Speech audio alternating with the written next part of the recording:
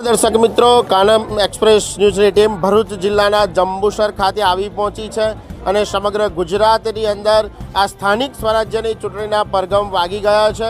ત્યારે ચૂંટણી પંચ દ્વારા જાહેર કરવામાં આવેલી તારીખ દ્વારા આજે છેલ્લી તારીખ 11 છે અને ઉમેદવારો પોતાના ઉમેદવારી પત્ર ભરવા માટે આવી રહ્યા છે। ત્યારે આ જંબુસર ખાતે દરેક પક્ષના ઉમેદવારો પણ આવ્યા છે અને એમાં કેટલાક ઉમેદવારોએ અપક્ષની અંદર જેને કહી શકાય કે પોતાની ઉમેદવારી નોંધાવી છે।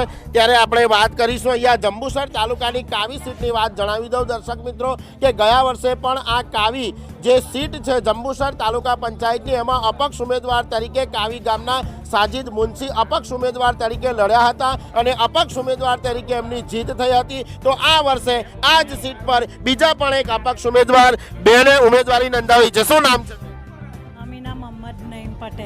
અમીના મોહમ્મદ નઈમ પટેલ જે છે એ અપક્ષ ઉમેદવારી નોંધાવી છે। કોંગ્રેસ અને ભાજપે પણ ઉમેદવારી નોંધાવી છે। ત્રિપાંખીઓ જંગ આ કાવી સીટ પર છે દર્શક મિત્રો, તાલુકા પંચાયત પર। અને અપક્ષના ઉમેદવારો જ્યારે આપણી સાથે જોડાયા હોય અને અપક્ષની સીટ આ કાવી તાલુકા પંચાયત જીતી હોય ત્યારે આપણે એમની પાસેથી સાંભળીએ કે અપક્ષ બાબતે આપનું શું કહેવું છે। શું નામ છે તમારું? મારું નામ છે મોહમ્મદ નઈમ અલી પટેલ મામલીવાલા।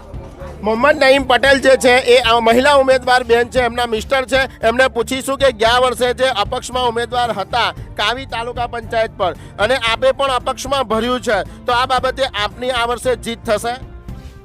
હા, ગયા વર્ષે બી આ કોંગ્રેસની જે બોડી છે લોકોએ પોતાના મત પ્રમાણે જે જૂના ઉંમરવાળા લોકોને કેન્ડિડેટ તરીકે ઊભા રાખેલા, તો લોકોએ વિરોધ કરેલો અને અમે બી કીધેલું પક્ષને લઈને અમે જોડે રહ્યા કે ચાલો હવે પક્ષને નુકસાન ના થાય। તો તે વખતે બી કોઈને મતલબ કે કોઈ યુવાને આગળ આવવા દીધો નથી અને એમની મત મુજબ પોતાની મરજીથી કેન્ડિડેટ બેસાડી દેશે અને પછી ગયા વર્ષે બી હારી ગયેલા, નજીક 200-250 મતે હારી ગયેલા। આપે ડાયરેક્ટ જ ઉમેદવારી નોંધાવી કે કોઈ પક્ષ પાસે ટિકિટ માંગી?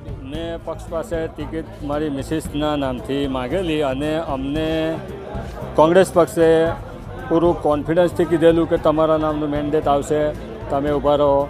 અને પછી પાછળથી શું મતલબ અંદર રંધાયું કંઈ ખબર નથી, પણ એ લોકોએ જે હોય તે મને કે તું નહીં બીજી જગ્યાએ મતલબ કે તું એ કર, બીજી જગ્યાએ વાંધો નથી, અમે કોંગ્રેસમાંથી બીજા માણસને ટિકિટ આપવાના છે। હાલાકે મને એ લોકોએ જ કીધેલું કે કોંગ્રેસમાંથી તારી મિસિસને તૈયાર રાખજે, 1 વર્ષ પહેલાં કીધેલું।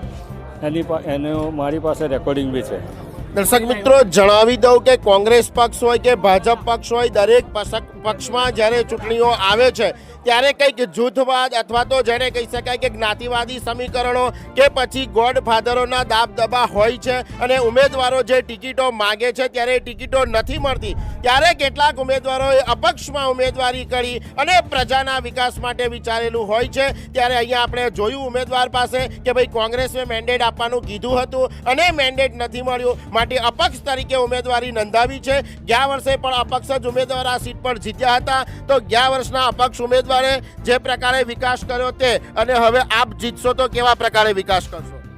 ગામમાં જે અમુક સમસ્યાઓ છે જે વર્ષોથી છે અને પંચાયતની બોડી હોય કે તાલુકા પંચાયતની, તો એમાં વર્ષોથી કશું કામ થતું જ નથી। બહુ તો 2-5 ભૂંગળા પાઇપના લાવે અથવા તો ત્યાં બીજેપીના ઉમેદવાર જીતતા નથી કાવી એક પર, એટલે એમનો તો કોઈ દોષ નથી એમાં, પણ કોંગ્રેસ જે જીતે છે તો એમના હાથમાં છે આગળથી કામ લાવવાનું જિલ્લા પંચાયતમાંથી કે ગાંધીનગરથી, તો એ પોતપોતાની રીતે કામ કરતા હોય છે અને બીજેપીની બોડી કાયમાં નથી જીતતી અને તાલુકામાં મોટાભાગે અત્યાર સુધીના રેકોર્ડમાં કોંગ્રેસ જ જીતેલી છે અને અત્યાર સુધીમાં 2 વખતે અપક્ષ ઉમેદવાર જીતેલા છે અને અમે અપક્ષ જ ફોર્મ ભરેલું છે। કેટલા લીડથી આપ જીતશો?